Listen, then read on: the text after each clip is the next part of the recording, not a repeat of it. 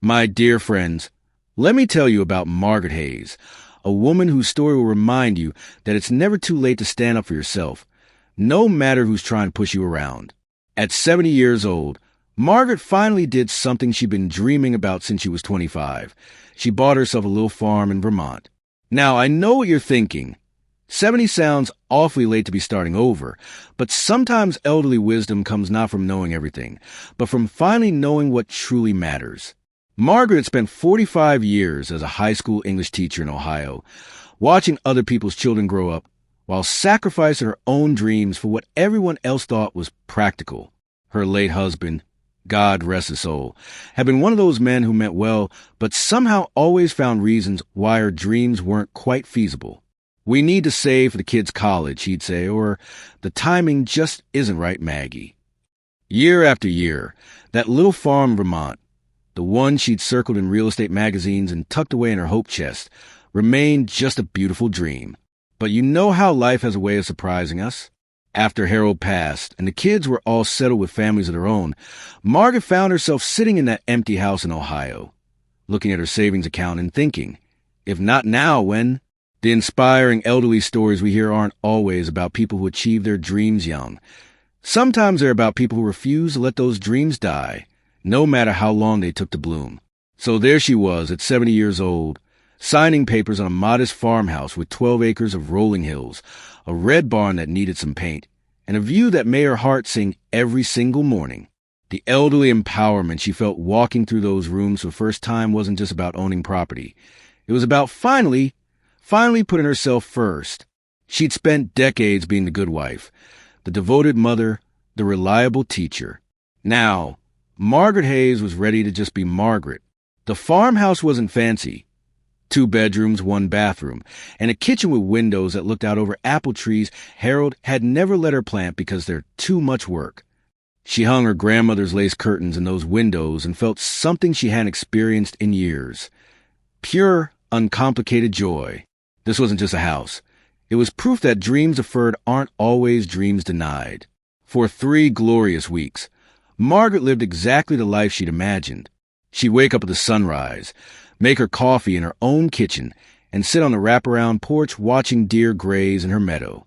She planted herbs in a little garden patch and started making friends with the neighbors, real Vermont folks who appreciated a woman who knew how to make a proper pot roast and wasn't afraid to get her hands dirty. These were the moments that reminded her why she'd held onto this dream for so long.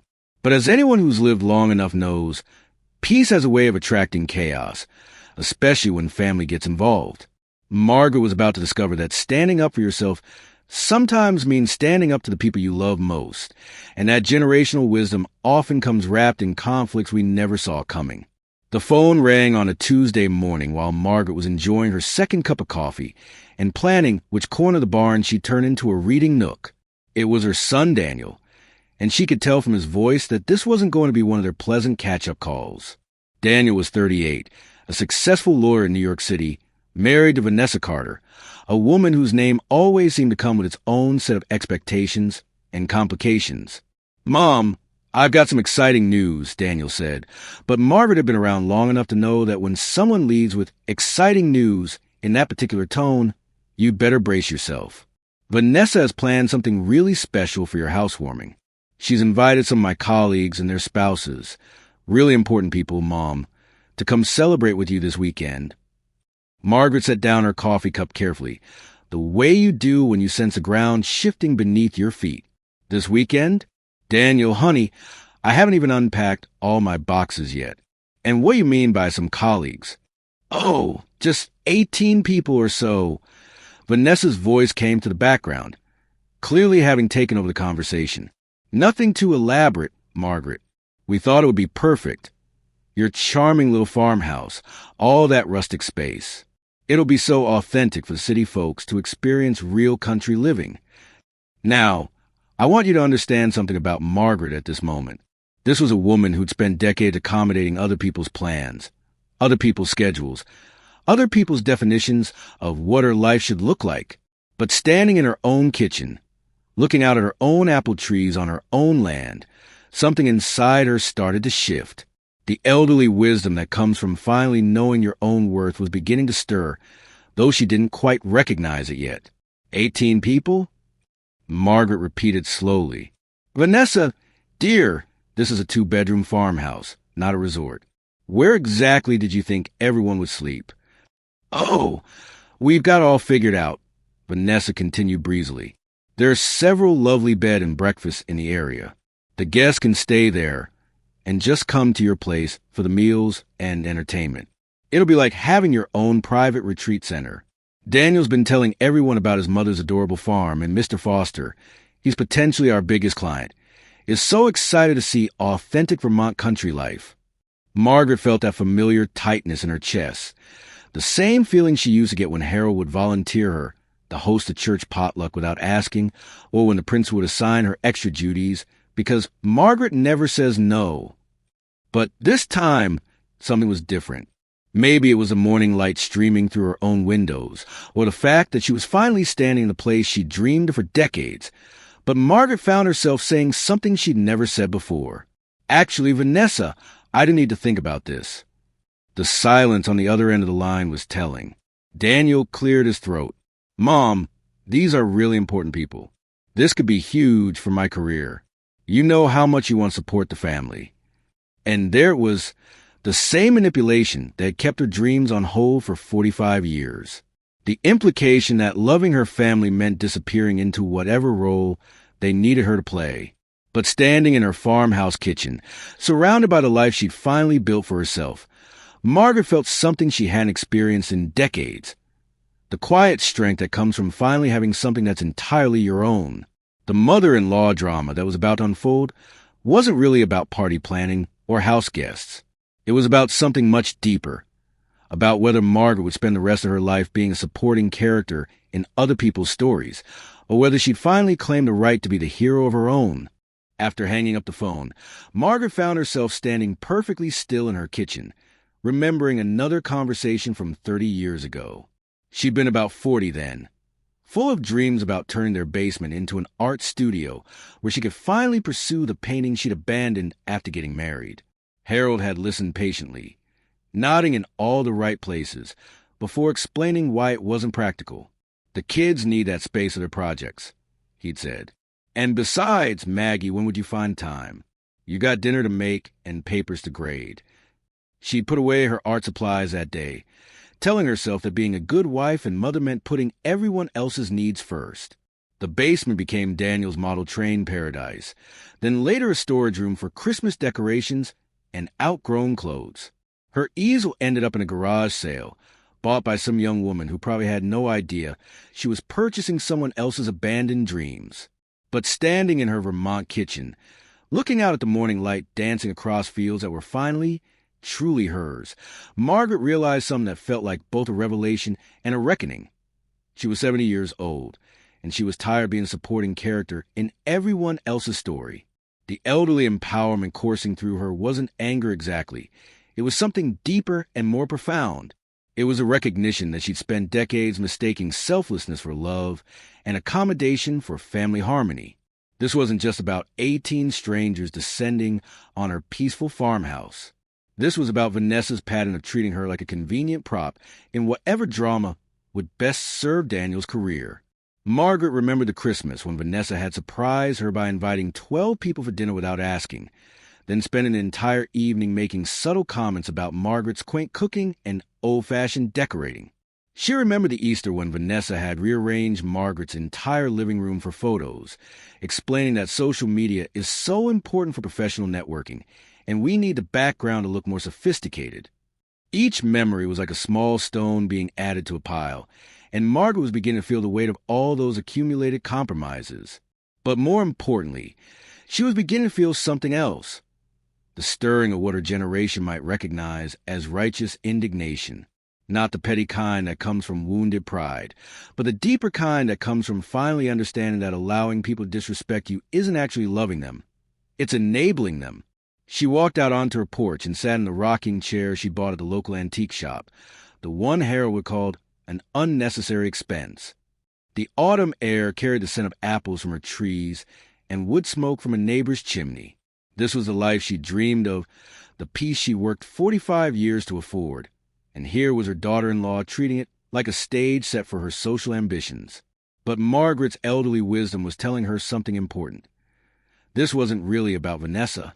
This was about Margaret, and whether she was going to spend the rest of her life being the person everyone expected her to be, or whether she was finally going to become the person she'd always had the potential to become. The woman who'd taught high school English for decades knew a thing or two about character development, and she was beginning to suspect that at 70 years old, her own character arc was just getting interesting. The revenge story that was forming in Margaret's mind wasn't about cruelty or malice. It was about something far more sophisticated. The kind of response that comes from a lifetime of observing human nature, understanding exactly what makes people tick, and deciding that sometimes the most loving thing you can do for someone is to stop enabling their worst impulses. Margaret spent the next 2 days in what she later described as strategic meditation. She tended her garden, organized her kitchen, and let her mind work the way it used to when she was lesson planning, considering all the variables, anticipating challenges, and designing an experience that would teach exactly the lessons that needed to be learned. By Thursday morning, she'd made her decision. She called Daniel back. "Honey, I've thought about your weekend gathering, and you know what? I think it's a wonderful idea." She could practically hear Vanessa's relief through the phone. "I want to give your colleagues a real Vermont experience, something authentic they'll never forget." "Oh, Mom, that's fantastic." Daniel sounded genuinely pleased. Vanessa's been so excited to show everyone what real country living looks like. "Well then," Margaret said with a smile that would have worried anyone who'd known her longer, "I'll make sure they get exactly that." The thing about elderly wisdom is that it comes with a deep understanding of irony, and Margaret was about to orchestrate a masterpiece of it. If Vanessa wanted authentic Vermont country living for her city guests, then authentic Vermont country living is exactly what they were going to get. Margaret's first call was to her neighbor, Frank Morrison, who ran a small campground about 3 miles down the road. Frank was a Vietnam veteran with a dry sense of humor and a collection of rustic cabins that he rented to hunters and hikers, the kind of places that were clean and functional, but definitely not what you'd call luxurious.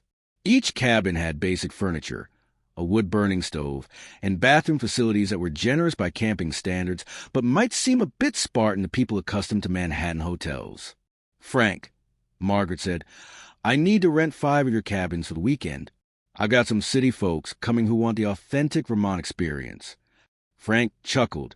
"Well, Margaret, if it's authentic they want, authentic is what they'll get. These cabins haven't been updated since 1987, and I like them that way. Builds character." "Perfect," Margaret replied. "Oh, and Frank, do you still have those cots you used to rent out for the Boy Scout groups?" "Sure do." "Why?" "I might need to borrow a few. I'm expecting 18 people, and I want to make sure everyone gets the full rustic experience." Her next call was to the local general store, where she ordered ingredients that would horrify Vanessa but delight anyone who actually understood country cooking. Bags of cornmeal for genuine Vermont Johnny cakes, fresh apples from the orchard down the road for hand-rolled pies, and everything needed for a proper outdoor barbecue. No catered hors d'oeuvres, no wine pairing selected by Manhattan sommeliers. Just honest food cooked the way Vermont farmers had been cooking it for generations. Margaret's plan wasn't born from meanness or spite.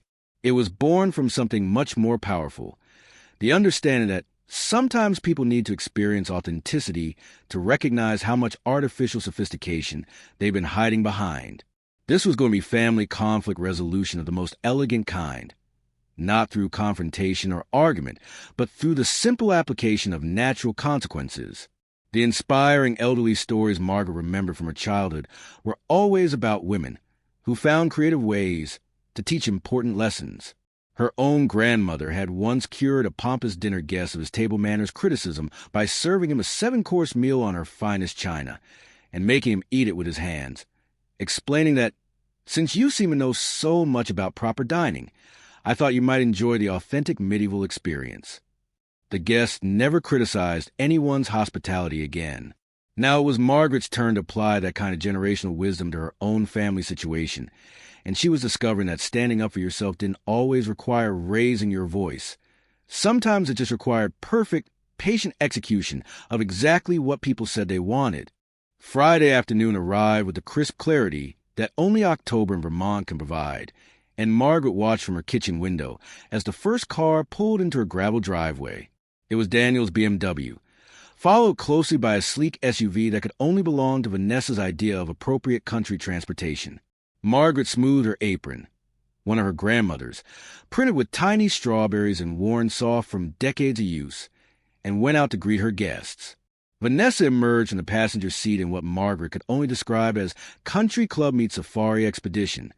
Designer jeans that had probably never seen actual dirt, boots with heels that would make walking on gravel an adventure, and a cashmere sweater that cost more than most people's monthly grocery budget. Behind her, Daniel looked genuinely happy to be at his mother's new place, though Margaret noticed he kept glancing at Vanessa as if gauging her reactions. "Margaret, darling." Vanessa air-kissed both of Margaret's cheeks, a gesture that would have been endearing if it hadn't felt quite so performative. "This is absolutely charming. So rustic. The photographs are going to be incredible." Margaret smiled the way she used to smile at students who were about to learn a lesson they hadn't expected. "Welcome to my home, dear. I hope you're ready for that authentic Vermont experience you wanted." Over the next hour, cars began arriving like a parade of expensive vehicles that looked increasingly out of place on Margaret's humble dirt road.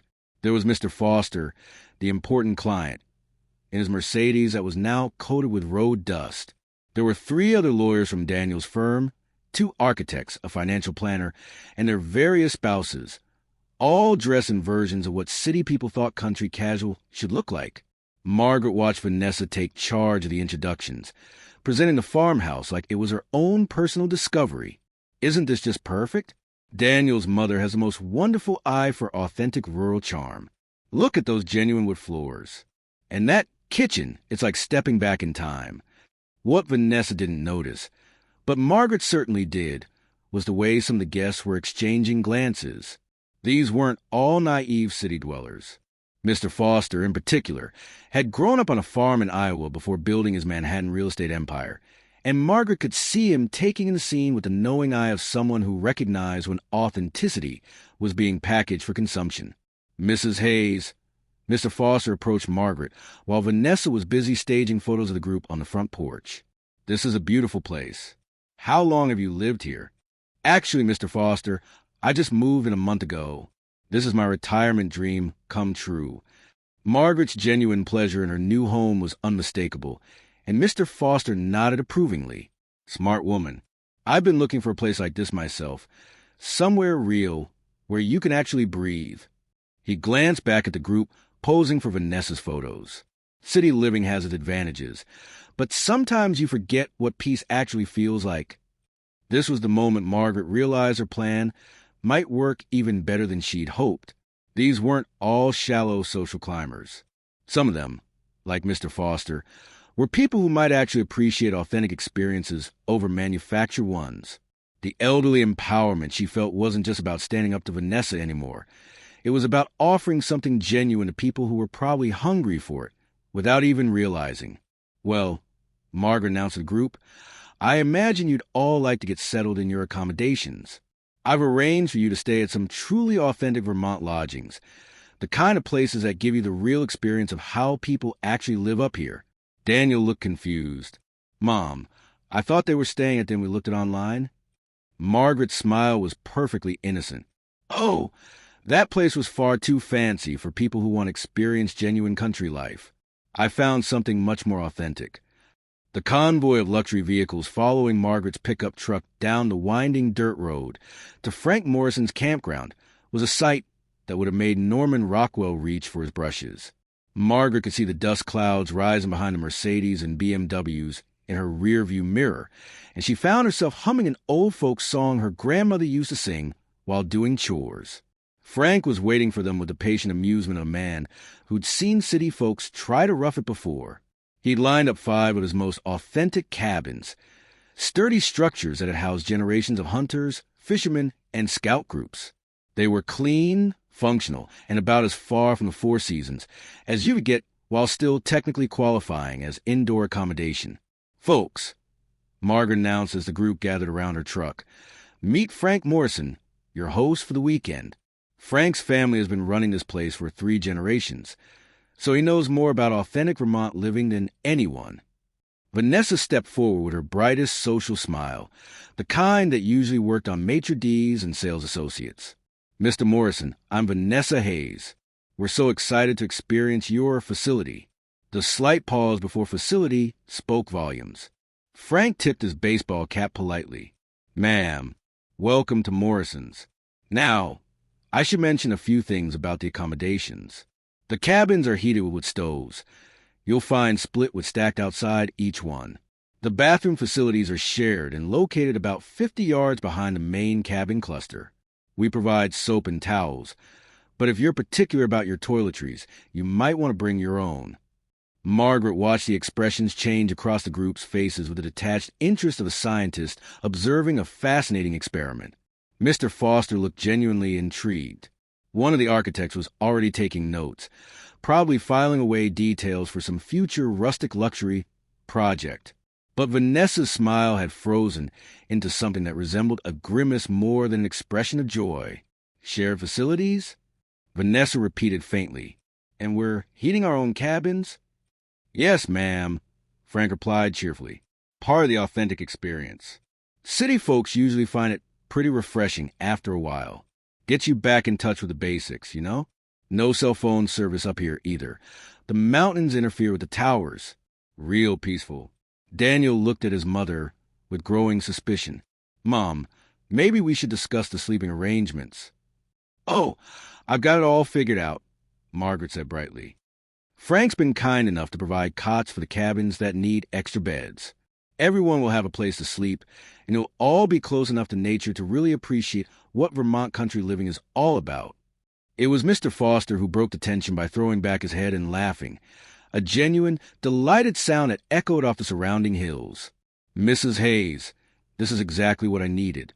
I haven't slept in a cabin like this since I was a kid visiting my uncle's farm. He clapped Daniel on the shoulder.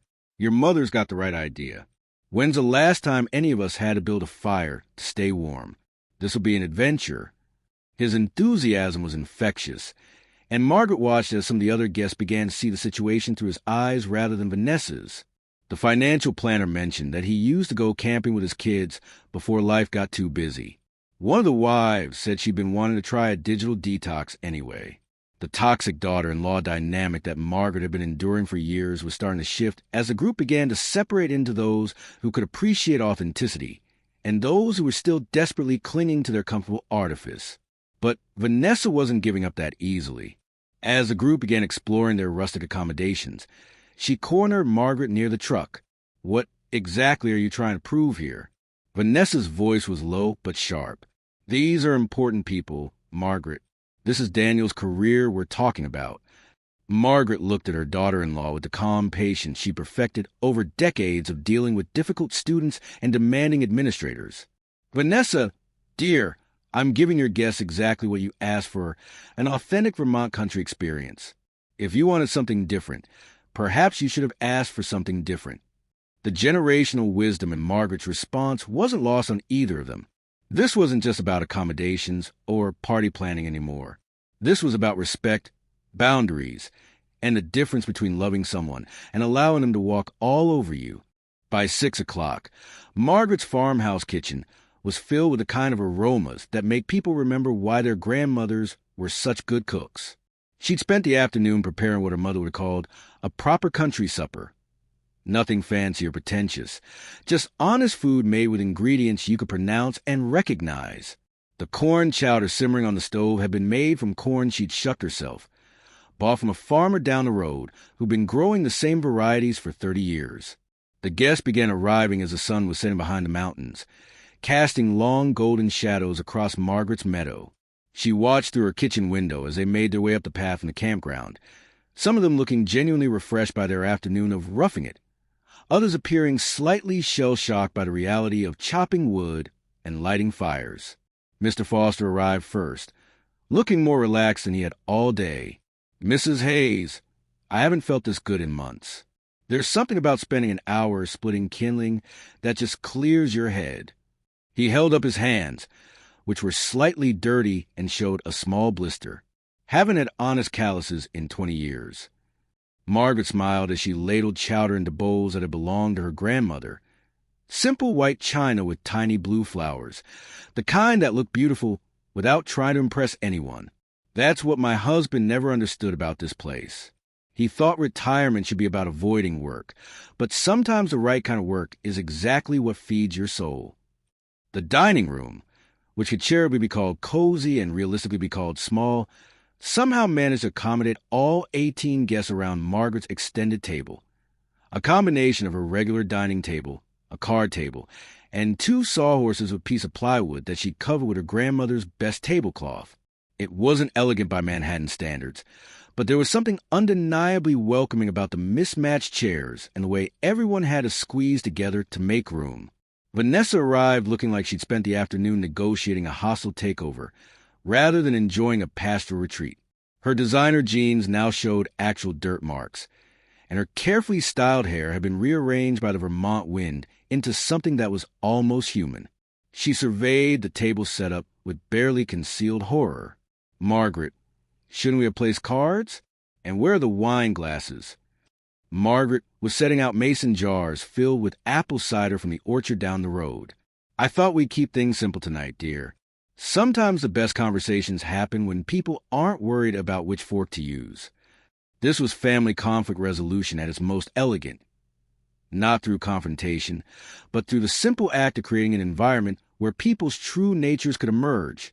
Margaret had learned long ago that you could tell more about someone's character from how they behaved at a potluck dinner than from a dozen formal interviews. As the group settled around the table, something interesting began to happen.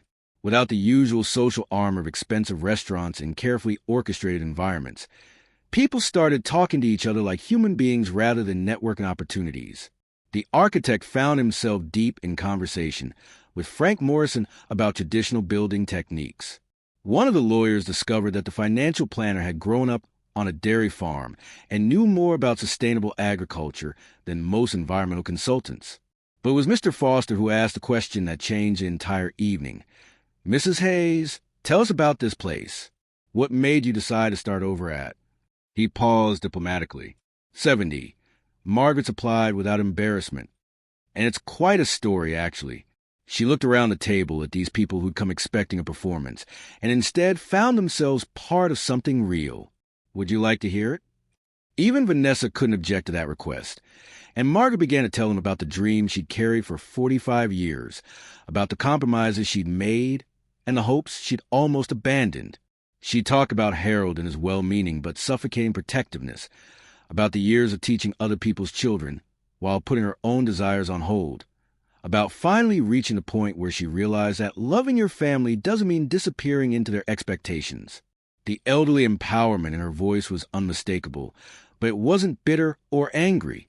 It was the sound of someone who'd finally learned the difference between selflessness and self-sacrifice, between supporting people you love and enabling them to take advantage of that love. And as she spoke, Margaret noticed something that surprised her. Vanessa was actually listening. After dinner, Frank had suggested they build a fire in the stone circle behind Margaret's barn, and the group had naturally gravitated toward the warmth and flickering light as the October evening grew cool. Margaret found herself sitting on a log between Mr. Foster and one of the architects, watching Vanessa attempt to position herself on a camping chair in a way that would preserve her dignity and her designer jeans simultaneously. The conversation had taken on that particular quality that comes with firelight and good food. People were talking about real things instead of just exchanging pleasantries. Daniel was telling Frank about a case he'd worked on involving agricultural land rights, sounding more passionate about his work than Margaret had heard him in years. 2 of the wives had discovered a shared interest in organic gardening and were planning to exchange seeds in the spring. But Margaret noticed that Vanessa had grown quieter as the evening progressed, sitting slightly apart from the group with an expression that was harder to read than her usual social masks. Margaret's teacher instincts, sharpened by decades of recognizing when students were struggling with something they couldn't quite articulate, told her that something important was happening behind those carefully maintained walls. It was Mr. Foster who inadvertently provided the key. "You know, Mrs. Hayes, listening to you talk about this place reminds me of something my grandmother used to say. She always told me that security isn't about having enough money to buy your way out of problems. It's about having enough roots to weather whatever storms come your way. Margaret nodded slowly. Your grandmother sounds like a wise woman. I think I spent too many years confusing security with safety, trying to make everyone else comfortable instead of building something solid for myself. But that's just it. Vanessa spoke up suddenly, her voice carrying a tension that made everyone turn toward her. Some of us don't have the luxury of roots. Some of us have to build our security from scratch, and that takes money and connections and... She trailed off, seeming to realize she revealed more than she intended. The silence that followed wasn't uncomfortable. It was a kind of pause that happens when someone accidentally tells the truth in a group that's ready to hear it. Margaret looked at her daughter-in-law with new eyes, seeing past the social climbing and status anxiety to something more vulnerable underneath. Vanessa, Margaret said gently, tell me about the home you grew up in. For a moment, it looked like Vanessa might retreat back into her usual defenses. But something about the firelight and the genuine attention of the group seemed to dissolve her resistance. We moved 17 times before I graduated high school, she said quietly. My father was unstable, good at making money, terrible at keeping it. My mother spent her life trying to maintain appearances, while everything fell apart around us. I learned early that the only security was whatever you could build for yourself. Margaret felt something shift in her chest. Not quite sympathy, but understanding. The toxic daughter-in-law behavior that had seemed so deliberately hurtful suddenly looked different when viewed through the lens of a childhood spent watching security evaporate whenever someone let their guard down. So you learn to control what you control, Margaret said. It wasn't a question. Yes. Vanessa's voice was barely above a whisper. And maybe I got a little too good at it. Daniel reached over and took his wife's hand, and Margaret saw something pass between them that looked like recognition. Not everything could be fixed in one evening around a campfire, but sometimes understanding where someone's behavior comes from is the first step toward forgiveness. Mr. Foster cleared his throat gently. You know, Vanessa, I built my whole business on the principle that authentic relationships are worth more than any amount of networking. The deals that lasted, the partnerships that made me genuinely successful, they all started with people who knew they could trust me to be exactly who I said I was. He looked around the group, his eyes settling on Margaret. What I've experienced here this weekend, the honesty, the simplicity, the genuine hospitality, this is what I've been missing in most of my business relationships. This is the kind of authenticity that makes people want to work with you for decades, not just until a better offer comes along. Margaret felt a warmth that had nothing to do with the fire. Her revenge story was turning into something she hadn't expected. Not just a lesson in standing up for yourself, but a reminder that sometimes the most powerful thing you can offer people is a chance to be real in a world that rewards them for being artificial. Sunday morning dawned with that particular clarity that seems to follow difficult conversations and honest emotions. Margaret was up early, as was her habit, making coffee and watching the sunrise paint her mountains in shades of gold and pink. From her kitchen window, she could see smoke rising from several of the cabins at Frank's campground. Apparently some of her guests had chosen to make their own breakfast over there with stoves rather than rushing back to the city. Daniel appeared at her door just as she was pouring her second cup, looking more rested than she'd seen him in months. Mom, can we talk? They sat on the porch swing Harold had never let her buy because he thought it was too expensive for something that doesn't serve a practical purpose. The irony wasn't lost on either of them. I owe you an apology, Daniel said, watching a deer pick his way delicately through Margaret's apple orchard. I've been treating you like a supporting character in my life instead of recognizing that you're the hero of your own story. Margaret smiled at the literary reference. Once an English teacher, always an English teacher. Honey, you don't need to apologize for wanting your career to succeed. You just need to understand that supporting your dreams doesn't mean I have to disappear into them. Vanessa told me about your conversation last night, Daniel continued, about why she felt like she needed to control everything, make everything perfect. I never really understood how scared she was that everything would fall apart if she wasn't managing every detail. Margaret nodded. Family boundaries, she was learning, weren't walls to keep people out. They were guidelines to help everyone understand how to love each other better. Your wife is a remarkable woman, Daniel. but she's been fighting battles that ended a long time ago. Sometimes the strongest thing you can do is stop, try and be invulnerable. They sat in comfortable silence for a while, watching the morning come alive around them. Eventually, the sounds of cars starting at the campground drifted up the hill, and Margaret knew their weekend guests were beginning to pack up and head back to their city lives. Mr. Foster was the first to arrive at the farmhouse, looking genuinely reluctant to leave. "Mrs. Hayes, I can't thank you enough for this weekend. I haven't felt this grounded in years." He handed her a business card. "I know this might sound presumptuous, but if you ever want to turn this place into a real retreat, not some fancy resort, but exactly what you created here, I'd love to invest in it. The world needs more authenticity, and you've got a gift for creating it." Margaret tucked the card into her apron pocket, not committing to anything but not dismissing it either. At 70, she was finally learning that new opportunities didn't always come in the packages you expected. Vanessa was the last to say goodbye, lingering after Daniel had loaded their bags into the car. She looked different somehow, less armored, more human. "Margaret, I want to apologize for trying to turn your home into a performance space. That was—" She paused, searching for words that were clearly unfamiliar territory for her. "That was disrespectful and controlling, and probably a dozen other things that I'm still figuring out about myself." Margaret stepped closer, close enough to really see the young woman underneath all the designer armor. "Vanessa, dear, we all do things that make sense to us at the time, based on what we've learned about how to survive in the world. The question isn't whether you made mistakes. It's whether you're willing to learn from them." "I'd like to try," Vanessa said quietly. Maybe I could come back sometime. Just me, not for business or networking or anything like that. Just to learn how to be still for a while." Margaret's smile was genuine and warm. "My door is always open. And Vanessa, that offer goes for bringing the grandchildren too, when you're ready. This place could use the sound of young voices again." As the car pulled away, Margaret waved from her porch, feeling something she hadn't experienced in years. The deep satisfaction that comes from knowing you stood up for yourself in a way that actually helped everyone involved. This hadn't been about winning or losing, about punishment or revenge. It had been about creating space for everyone to become more honest versions of themselves.